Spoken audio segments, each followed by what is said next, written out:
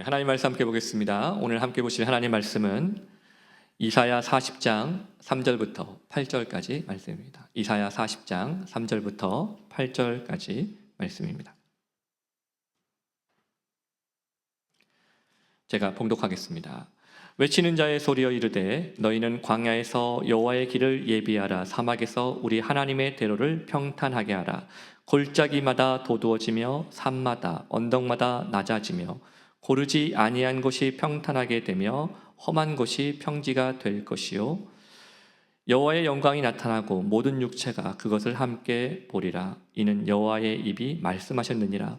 말하는 자의 소리여 이르되 외치라. 대답하되 내가 무엇이라 외치리까 하니 이르되 모든 육체는 풀이요 그의 모든 아름다움은 들의 꽃과 같으니 풀은 마르고 꽃이 시듬은 여호와의 기운이 그 위에 불미라. 이 백성은 실로 풀이로다. 풀은 마르고 꽃은 시드나 우리 하나님의 말씀은 영원히 서리라 하라. 아멘.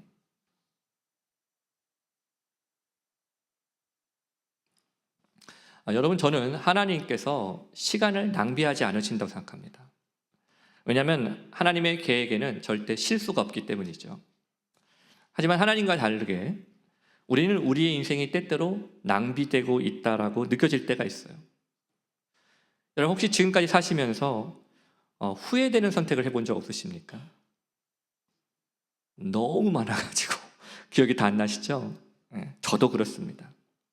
심지어 우리에게는요, 다시는 기억하고 싶지 않고 싶은 실수나 실패의 순간들도 있었습니다. 그리고 그것들 모두는 하나같이 우리에게 어떻게 보면 낭비된 시간처럼 느껴졌을 것입니다. 하지만 여러분, 그거 아십니까? 우리가 후회하는 순간들조차 하나님께는 그것이 결코 버려진 시간들이 아니라는 것입니다. 하나님은 우리의 실수, 우리의 실패들을 재료 삼으셔서 오히려 우리를 더욱 성숙하게 만드시는 분이십니다. 이에 대해서 로마서 8장 28절이 우리에게 이렇게 말씀하고 있습니다. 8장 28절 말씀 제가 같이 읽어보겠습니다. 시작. 우리가 알거니와 하나님을 사랑하는 자, 곧 그의 뜻대로 부르심을 입은 자들에게는 모든 것이 합력하여 선을 이루느니라. 자, 하나님을 사랑하는 자는 모두 하나님의 부르심을 받은 사람들입니다. 그리고 그들에게 일어나고 있는 모든 일에는 반드시 목적이라는 것이 있습니다. 그 목적이 뭐예요? 합력하여 선을 이루게 하는 것이라는 것입니다. 자, 우리 인생에는요, 좋은 일도 있지만, PPT 지금 아니고요. 우리 인생에는 좋은 일도 있지만 또 나쁜 일도 일어날 때가 있습니다. 좋은 일이 선을 위하여 이루어진다는 것에서는 모두가 쉽게 동의가 돼요. 그런데 나쁜 일조차도 결국 선을 위해서 일어난다는 것에 대해서는 쉽게 고개가 끄덕여지지가 않습니다. 왜냐하면 고통스럽고 절망스럽게 느껴지기 때문이죠. 하지만 성경은 오늘 분명 모든 것이라고 했습니다. 모든 것. 그리고 바로 여기에 우리가 나쁜 일을 만났을 때도 하나님께 소망을 두어야 될 이유가 있는 것입니다. 왜 그렇습니까? 지금 우리가 만난 이 현실은 하나님께서 우리에게 베풀어 주신 상의 전부가 아니라는 것입니다. 여러분, 우리에게는 아직 더 좋은 것들이 남아 있습니다. 지금은 당장은 눈물 나고 지금 당장은 한숨 쉬게 되고 괴로운 일이라 할지라도 결국 이 모든 것을 합력하여 선을 이루게 하실 놀라운 하나님의 축복이 아직 우리에게 남아있는 것입니다. 여러분, 모든 것이 변해도 하나님의 말씀, 하나님은 여전히 우리의 소망 되시는 줄 믿습니다. 그러므로 인생의 광야 같은 우리 인생을 걷는 우리가 꼭 기억해야 될 것이 있어요. 그것은 광야에서는요, 하나님의 마음을 배우는 것입니다. 하나님은 메마르고 거친 이 광야 한가운데서도 우리가 그분의 음성을 들을 줄 알고 그분의 뜻에 순종하기를 원하십니다. 왜냐하면 광야에서는 나의 길을 걷는 것이 아니라 하나님이 준비해 놓으신 길을 걸어야 하기 때문이십니다. 그래야 인생에서 좋은 일을 만났을 때만이 아니라 나쁜 일을 만났을 때도 하나님의 손길을 경험할 수가 있기 때문입니다. 그러므로 오늘 광야에서 배우다 11번째 시간으로 순종에서 항복으로라는 이 주제를 가지고 두 가지의 교훈을 여러분과 함께 생각해 보려고 합니다. 첫째로 순종은 내 계획에서 하나님의 계획으로의 방향 전환입니다. 나의 계획에서 하나님의 계획으로의 방향 전환이라는 것이죠. 자, 여러분, 우리 중에 자기 인생에 대한 계획이 없는 분들이 계십니까? 아마 완벽하지는 않고 또 구체적이지는 않아도 대부분은 자기 인생에 대한 어느 정도의 계획은 가지고 있습니다. 저 친구도 가지고 있고, 네, 다 있습니다. 저 역시도 마찬가지였어요. 저도 제가 미국에 처음 왔었을 때 저에게도 계획이라는 게 있었습니다. 저의 계획은 학교에서 학위를 마치면 한국으로 돌아가는 게 제 계획이었습니다. 실제로 한국의 어떤 교회에서는 저를 후임 담임 목사 후보 중에 한 사람으로 이미 올려놨었습니다. 못 믿으시겠죠? 제가 그렇게 안 보입니까? 네, 저도 한때는 잘 나가는 사람이었습니다. 네. 그 나름 자부심이 있었습니다. 그런데 제 의지는 그리고 분명했었습니다. 그래서 한 번은 이런 일도 있었어요. 당시 제가 이제 필라델피아에서 출석하고 있는 교회 그 아프리칸 어메리칸 처치를 제가 출석을 하고 있었는데 그 교회에서 어느 날 저에게 이런 제안을 했습니다. 그 교회가 이제 새롭게 시작하는 아시안 미니스트리가 있는데 그 미니스트리에 제가 사역자가 되어달라는 것입니다. 그리고 영주권도 지원을 해주겠다는 것입니다. 그런데 제가 그 자리에서 그거를 딱 거절했어요. 지금 생각해보면 제가 그때 제정신이 아니었던 것 같아요. 네. 근데 그때 저는 이미 전부터 한국으로 돌아갈 것에 대해서 계획을 했었고 기도했었고 그런 저의 계획이 그냥 순조롭게 잘 진행되고 있다라고 생각을 했었습니다. 그래서 저는요 그때 저의 그 행동이 마치 그런 것처럼 느껴졌거든요. 마치 그 주인의 아내의 유혹을 당당히 그 뿌리쳤던 그 요셉의 그 비장한 마음, 그런 마음처럼 제가 느껴졌었거든요. 하지만 시간이 흐르고 다시 생각해봐도 그때 저는 정말 제정신이 아니었던 것 같습니다. 그리고 시간이 더 흘러서 보니까 하나님이 저에게 광야의 시간을 그 후부터 시간을 허락하시더라고요.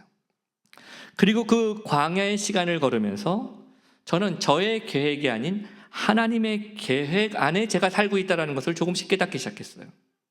그리고 한 10년이라는 시간이 지난 후에 그리고 나서야 드디어 마이애미에서 여러분의 얼굴을 볼 수가 있었던 것입니다. 여러분, 저는 분명하게 확실히 믿습니다. 제가 10년이라는 미국에서 10년이라는 광야의 시간을 걸어야 했던 이유는 여기 마이애미에 저에게 마땅한 자리가 없었기 때문이 아니에요. 그 기간은 저의 인격을 성숙시키고 이곳에서 하나님의 길을 걷게 하시기 위한 하나님의 준비 기간이었던 것입니다. 여러분의 담임 목사로 그냥 감히 좀 불러도 될 수준까지 하나님께서는 저를 10년 동안이나 훈련시켜 오셨던 것입니다. 그래서 저는 그때 저의 거절을 절대 후회하지 않습니다. 왜냐하면 저는 제가 가고 싶은 곳을 간 것이 아니라 하나님께서 보내신 곳에 보냄을 받았기 때문입니다. 사랑하는 여러분, 그래서 여러분에게도 묻고 싶습니다. 여러분은 스스로 자기를 보내는 인생을 살고 싶으십니까? 아니면 하나님의 보내심을 받는 인생을 살고 싶으십니까? 네, 똑똑한 우리 학생들이 여기 앞에 있습니다. 하나님의 보내심을 받는 인생을 살고 싶잖아요.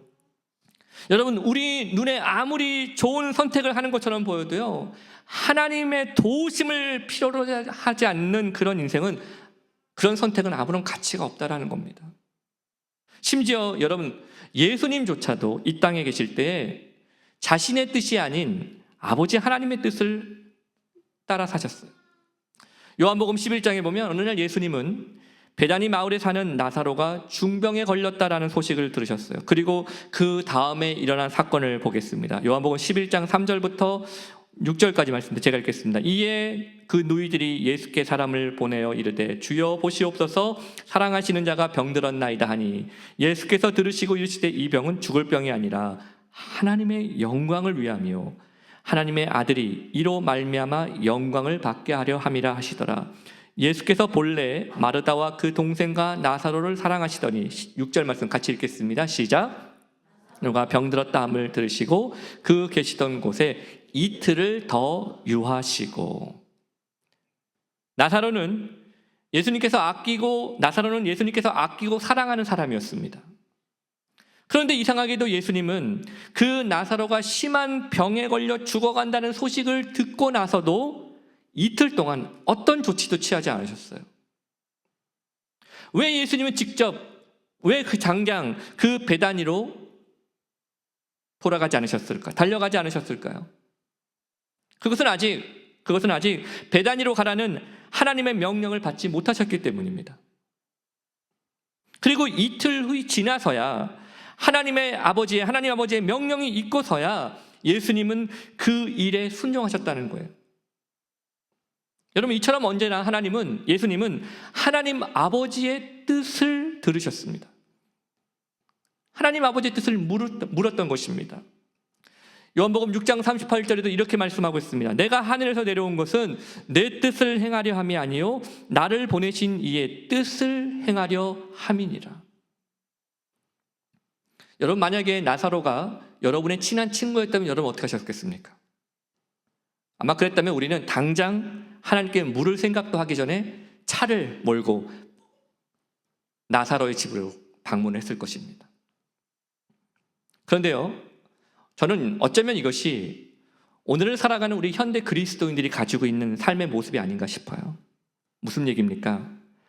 하나님이 나와 함께 하신다는 생각 때문에 하나님께 나의 방향을 묻지도 않아도 된다는 태도예요. 여러분, 정말 그렇습니까? 하나님이 나와 함께 하시니까, 하나님을 사랑하시니까 하나님께 내 삶의 방향, 내 삶의 선택에 대해서 묻지 않고 살아도 되는 것입니까? 내가 가고 싶은 대로 가고 내가 살고 싶은 대로 살면 되는 것입니까? 그렇지 않습니다. 우리는 언제나 잠시 멈추고 하나님의 음성에 귀를 기울여야 돼요. 여러분, 순종은요, 우리의 취향이나 우리의 생각대로 하는 게 아니고요, 언제나 예수님의 인도하심을 구하며 그분의 뜻을 따르는 것입니다. 그런데 왜 우리는 성령 하나님의 인도하심보다 내 육신의 생각을 따라서 선택하고 결정하는 것입니까?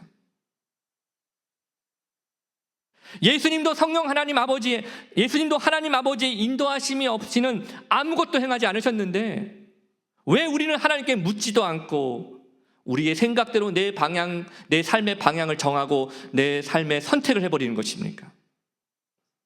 누가복음 5장 5절에 이렇게 얘기합니다.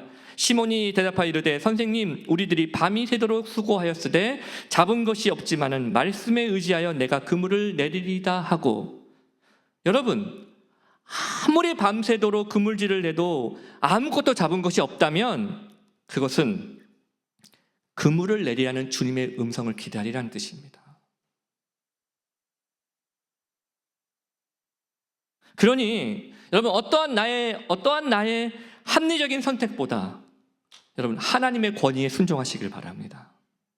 그분의 생각과 길은 하늘이 땅보다 높음 같이 언제나 우리의 생각보다 높으시다는 사실을 여러분 꼭 믿으시기를 바랍니다. 마지막 두 번째입니다. 여러분, 진정한 순종은요, 노력하는 게 아니라 항복하는 거예요. 진정한 순종은 노력하는 것이 아니라 항복하는 것입니다. 오늘 본문 이사야서에서 하나님은 광야가 그분의 길이 준비되는 곳이라고 말씀하셨어요. 즉 인간의 힘으로 준비되는 게 아니라 하나님께서 준비하신 길이라는 것입니다. 그렇기에 광야에 내시는 하나님의 길에서는 다음과 같은 작업들이 이루어진다고 했습니다. 우리 3절 4절 같이 읽어보겠습니다. 시작. 외치는 자의 소리여 이르되 너희는 광야에서 여호와의 길을 예비하라. 사막에서 우리 하나님의 대로를 평탄하게 하라. 골짜기마다 도두어지며 산마다 언덕마다 낮아지며 고르지 아니한 곳이 평탄하게 되며 험한 곳이 평지가 될 것이요. 아멘. 제가 군복무를 하고 있었을 때 한국에서 저는 그 군대에서 복종이라는 게 뭔지를 배웠습니다. 한 번은 훈련소에 있었을 때 일인데요, 추운 날 겨울에 교관이 목욕을 30초 만에 마치라는 거예요, 저희들한테.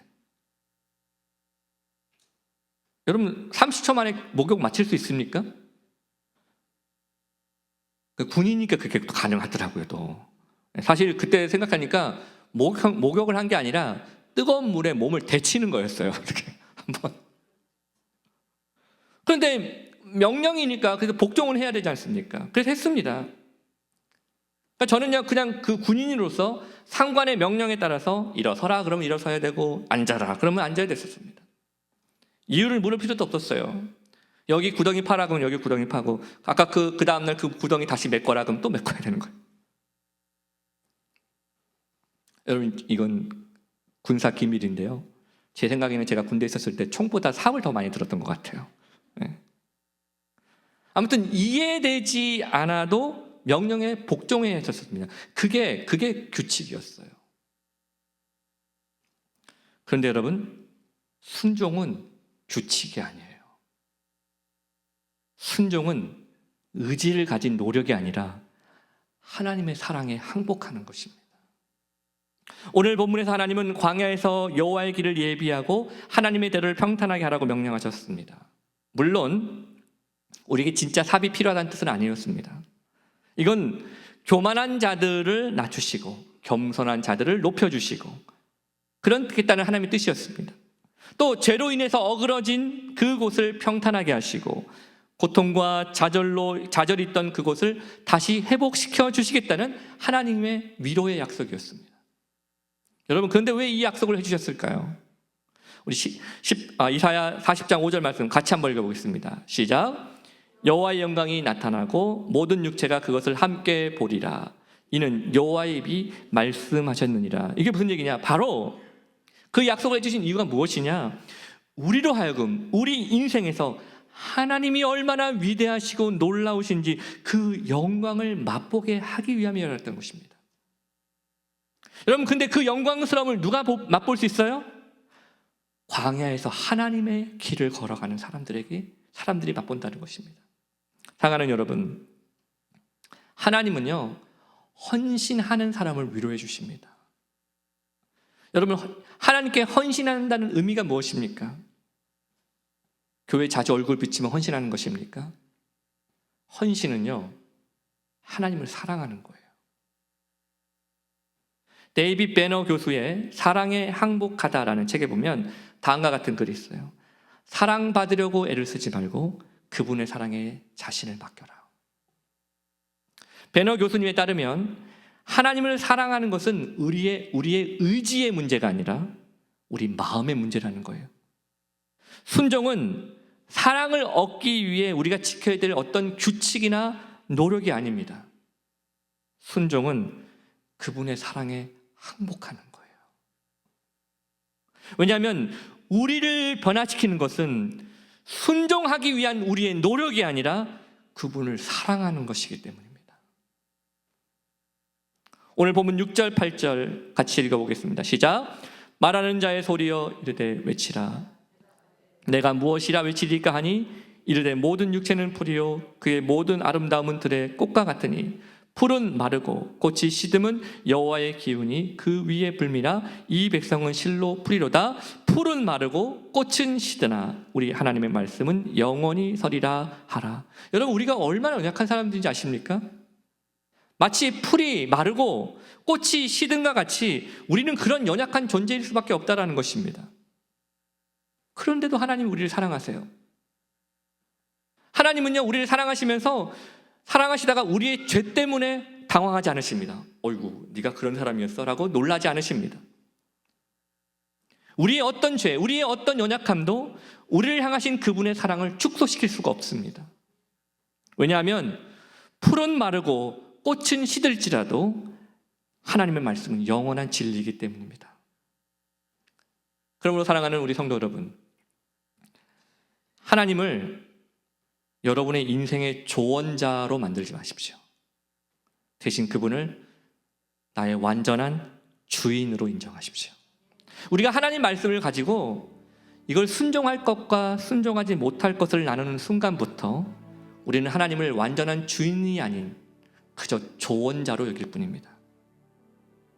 물에 빠진 사람은요 허우적댈수록 더 몸이 가라앉는다고 그래요. 그럴 때는 허우적거림을 멈추고 포기하고 물에 내 모든 무게를 맡겨버려야 됩니다. 혹시 사시다가 순종하는 일에 실패하셨습니까? 그러면 나의 노력으로 순종하려고 애쓰지 말고, 그렇게 하지 말고 대신 하나님의 사랑에 나를 의탁해 보십시오. 그분의 사랑에 항복하십시오. 사랑받기 위해 애쓰지 말고 그분의 사랑에 나 자신을 맡겨보십시오. 그것이 순종입니다. 그러므로 이번 한 주간도 우리의 광야 속에서 하나님의 사랑에 내 모든 삶의 그 모든 무게를 하나님께 맡겨드리는 그런 진정한 순종이 우리 삶 가운데 일어나기를 주님의 이름으로 축복합니다. 우리 시간 다 같이 자리에 일어나셔서 우리의 이 찬양으로 하나님 앞에 우리의 마음을 들이며 나가겠습니다. 내게 있는 모든 것을 아낌없이 드리네. 사랑하고 의지하며 주만 따라 살리라. 주께 드리네. 주께 드리네. 사랑하는 구주 앞에 모두 드리네. 내게 있는 모든 것을 겸손하게 드리네. 세상 욕심 멀리하니 나를 받아주소. 주께 드립니다. 주께 드리네. 주께 드리네. 사랑하는 구주 앞에 모두 드리네. 내게 있는 모든 것을, 내게 있는 모든 것을 주를 위해 드리네. 주의 성령 충만하게 내게 내려주소서. 주께 드리네. 주께 드리네. 사랑하는 구주 앞에 모두 드리네. 우리가 이 시간에 후렴을 다시 한번 부를 텐데요, 여러분 저를 따라 한번 해보시겠습니까? 손을 이렇게 한번 들어보시겠습니까? 이 의미는 주님, 제가 주님께 항복하겠습니다. 주님, 제가 애쓰지 않고 바둥바둥 애쓰지 않고 제가 주님께 항복하겠습니다. 저를 좀 붙잡아 주시옵소서. 저의 인생을 좀 붙잡아 주시옵소서. 내 삶을 좀 이끌어 주시옵소서. 내 자녀도 이끌어 주시옵소서. 내 가정도 이끌어 주시옵소서. 나의 연약한 육체도 주님 붙잡아 주옵소서. 주님 앞에 서렌더 하겠습니다. 우리 후렴부 다시 오겠습니다. 주께 드리네. 주께 드리네.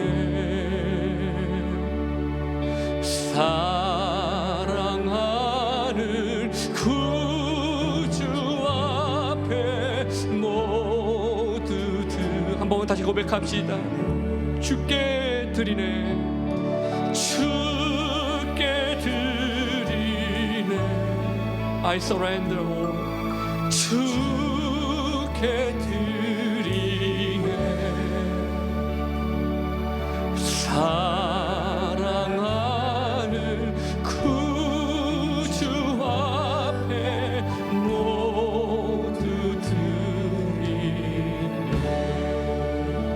여러분 이제 함께 같이 우리 기도했으면 좋겠어요. Are you asking God for the direction of your life right now? Remember this. He is not just your advisor. He is your perfect protector. He is your Lord. Even now He loves you. So surrender to His love. Entrust your past, your present, your future into His hand. 여러분 오늘 우리 인생의 방향을 지금 하나님께 묻고 계십니까? 여러분 하나님을 나의 조언자의 하나로 만들지 마십시오. 그분은 우리의 주인 되십니다. 그분이 우리의 보호자이십니다. 그분이 우리를 지금도 사랑하고 계십니다. 그러니 하나님의 사랑 앞에 항복하십시오. 할 수 없다고, 주님 저는 능력이 없다고 고백하십시오.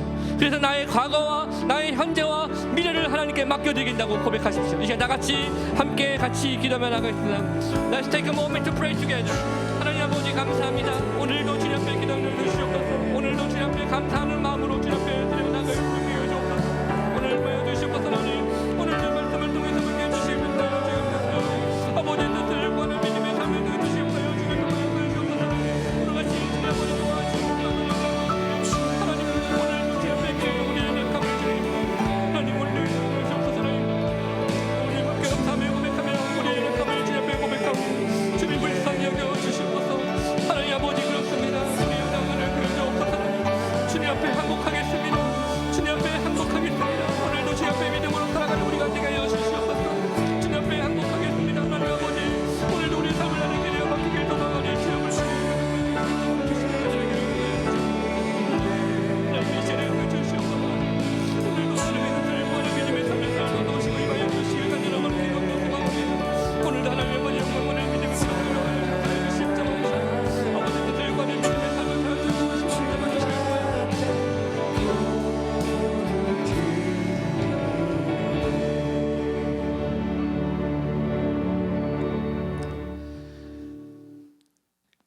이제는 우리 주 예수 그리스도의 놀라우신 은혜와 하나님 아버지의 크신 사랑하심과 성령님의 인도 교통 보하심이 지나온 우리의 삶 속에 수많은 실패와 수많은 실수들 속에서도 그 어느 것 하나 버리지 않고 재료 삼으셔서 우리를 지금의 이 모습으로 만들어 가시는 하나님을 오늘도 믿기에 내가 애써서 노력하려고 그래서 사랑받으려고 애쓰는 그런 순종이 아닌 주님의 사랑 앞에 그저 항복함으로 내 모든 삶의 무게를 주님께 내어 맡김으로 여전히 주님이 우리의 조언자가 아닌 우리의 주인 되심을 고백하기를 소망하는 우리 귀한 성도들 머리 위에 그 가정과 그 학업과 가정 그 모든 사업과 주님의 몸된 교회와 나라 민족 위에 이제로부터 영원토록 함께 있을지어다. 아멘.